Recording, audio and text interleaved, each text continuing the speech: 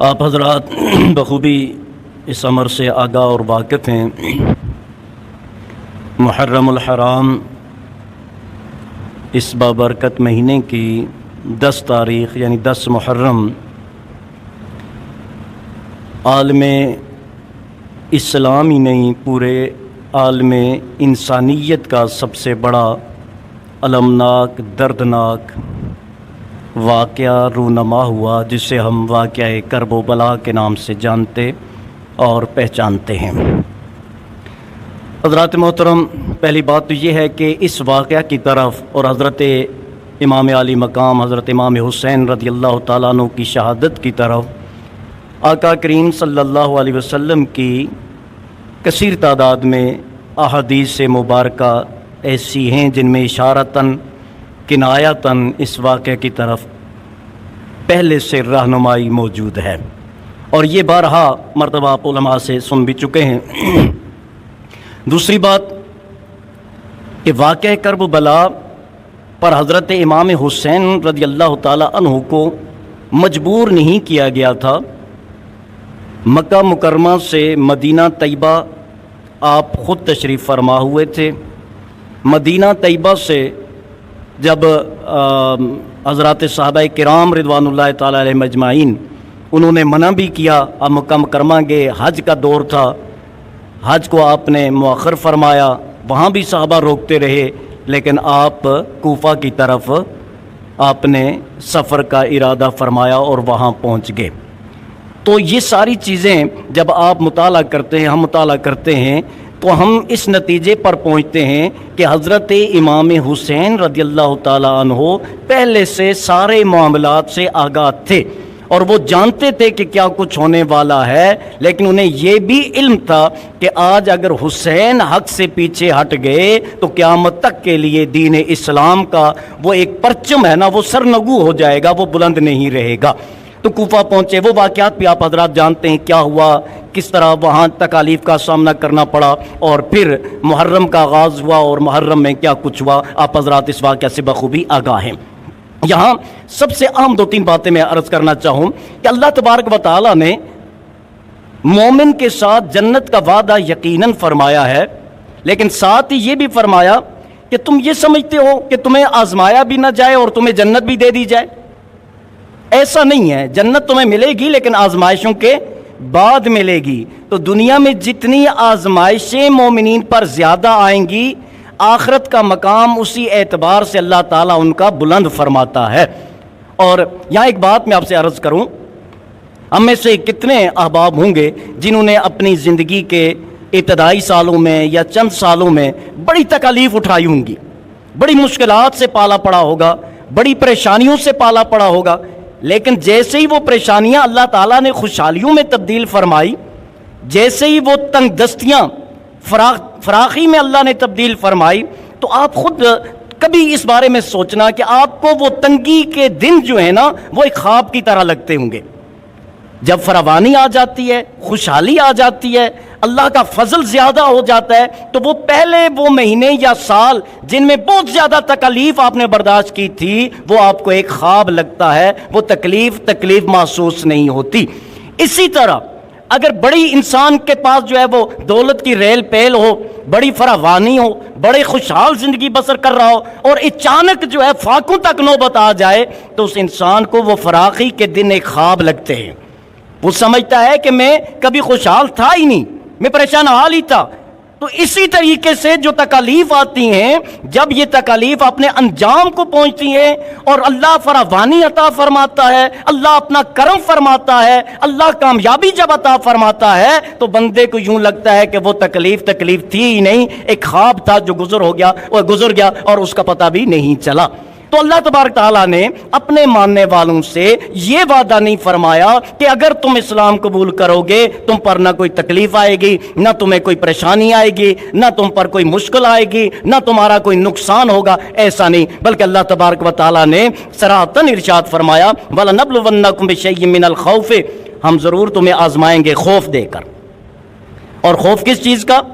وَالْجُوعِ، خوف بھی دیں گے، جو پیاس بھوک بھی دیں گے، وَنَقْصٍ مِّنَ الْأَمْوَالِ وَالْأَنفُسِ وَالثَّمَرَاتِ، اور تمہاری جان، تمہارے مال اور تمہارے پھلوں میں تمہیں نقصان دے کر تمہیں آزمائیں گے۔ وَبَشِّرِ الصَّابِرِينَ۔ اب اس نقصان سے نکلنے کی ڈھال اور رستہ کیا ہے؟ اللہ نے فرمایا وَبَشِّرِ الصَّابِرِينَ، صبر کرنے والوں کے لیے بشارت ہے۔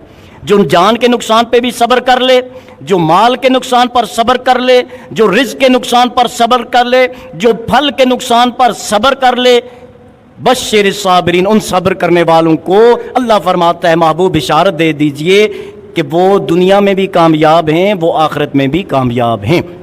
تو اگر ہم اس آیا مبارکہ کے حوالہ سے حضرت امام حسین رضی اللہ تعالی عنہ آپ کی سیرت کو دیکھیں تو ایک ایک بات جو ہے قرآن کی وہ حضرت امام حسین رضی اللہ تعالی عنہ پر صادق آتی ہے کہ آپ کو خوف سے بھی دوچار کیا گیا۔ اب جانتے ہیں 72 یا 73 نفوس قدسیہ تھے کربلا میں۔ اب خوف یاد رکھیں، انسان کو اپنی جان کا اتنا خوف نہیں ہوتا جتنا اپنے بچوں اور گھر والوں کا خوف ہوتا ہے۔ تو وہ 72 میں کون تھے؟ اکثریت کون تھے؟ آپ کے بھائی، آپ کے بھتیجے، آپ کے بھانجے، آپ کے بیٹے، آپ کی ازواج مطہرات، آپ کی بھابیاں، آپ کی بہنیں، مطلب خاندان نبوت کے چشم و چراغ سارے، اور ہزاروں کی تعداد میں لشکر یزید گھیرے ہوئے، اور یہ بے سر و سامانی کے عالم میں، اور ان کے پاس اس وقت کا جدید اسلحہ اور پروفیشنل آرمڈ فورسز۔ تو مجھے بتائیے اس سے بڑا خوف انسان کو کیا ہو سکتا ہے؟ والجو، آپ جانتے ہیں یہاں ایک بات عرض کر دوں، عموماً کہا جاتا ہے کہ دریا بہہ رہا تھا اور امام حسین رضی اللہ تعالی عنہ کا لخت جگر پیاس سے تڑپ رہا تھا، بلک رہا تھا۔ امام حسین پیاسے تھے اور پانی نہیں تھا۔ علماء نے بڑی پیاری باتیں یہاں ارشاد فرمائی، ان میں سے ایک بات عرض کر رہا ہوں۔ علماء کہتے ہیں اصل بات یہ ہے، وہ دریائے نیل تھا نا، فرات یا نیل، کون سا دریا تھا؟ دریائے فرات تھا نا، بہہ رہا تھا۔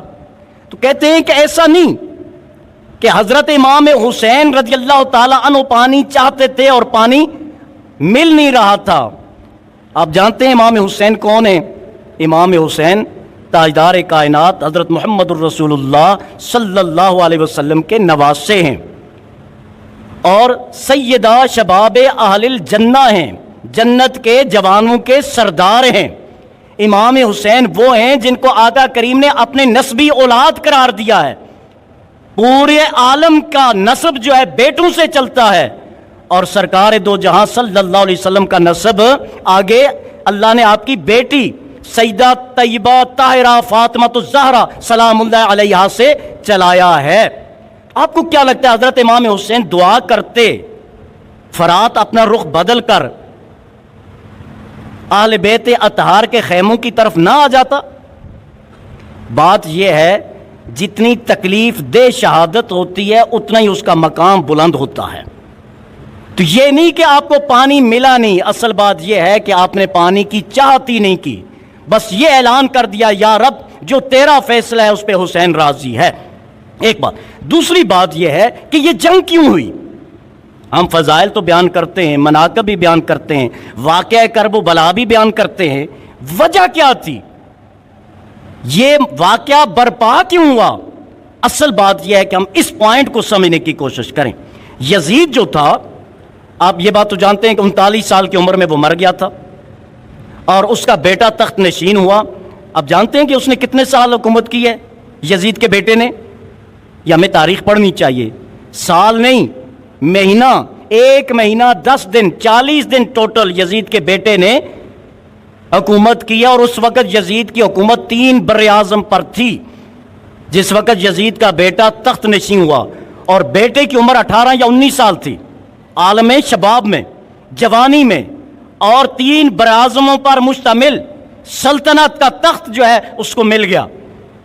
40واں دن جب گزرا، اس نے پھر اپنے سارے خاندان بنو امیہ کو بلایا اور کہنے لگا بات یہ ہے، جس تخت کے حصول میں اہل بیت اطہار کا خون بہا ہو اور شامل ہو، جس تخت کے نیچے رسول اللہ کی آل کا خون جو ہے وہ بہا گیا ہو، میں اس تخت پر لعنت بھیجتا ہوں، اور لہٰذا میں سبق دوش ہو رہا ہوں، میں اس تخت کو چھوڑ رہا ہوں، میں اس خلافت کو چھوڑ رہا ہوں، میں اس ملوکیت کو چھوڑ رہا ہوں، میرا اس بادشاہت سے، اس خلافت سے کوئی تعلق نہیں ہے، جس کو مرضی تم تخت